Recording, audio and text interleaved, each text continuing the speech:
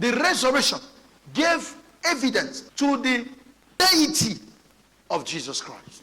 His God status validated by resurrection. Every argument about whether Jesus is God or not should have been ended by resurrection. And this is important because so many events, so many witnesses to his deity already before his death. From his birth, the process of his conception, his baptism, they are all there.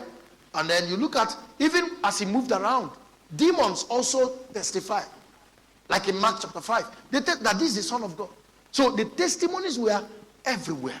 In fact, during his death, when they were crucifying him in Matthew 27:54 and Mark 15:39, you notice that when the earthquake was happening and darkness everywhere, it was the centurions, the soldiers that were sent to kill him, that said, truly,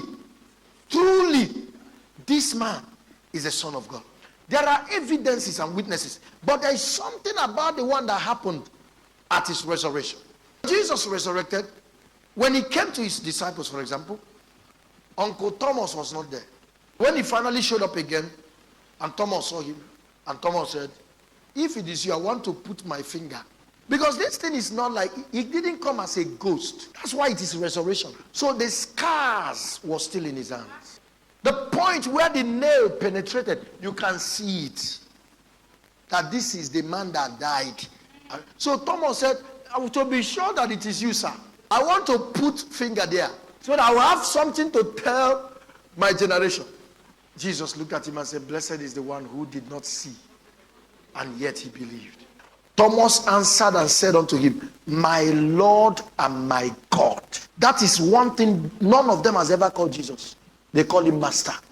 But there was an unveiling of his deityship. His God status was real in his face. He could not help but call him my Lord and my God. From master to God. That means something shifted at that point of resurrection. In Romans 1, verse 1-4, Paul, a servant of Jesus Christ, called to be an apostle, separated unto the gospel of God, which he had promised afore by his prophets in the Holy Scriptures. Verse 3, the gospel is concerning Jesus. Concerning his son. That word concerning is very important word. It speaks of the focus. The central focus of the scriptures was concerning Jesus, his son, our Lord, which was made of the seed of David. And so this was an explanation of his humanity. The source, the lineage from where he came as a human. Now look at verse 4 now. And declare to be the Son of God with power, according to the Spirit of holiness, by the resurrection. So God declared him his son by the resurrection from the dead.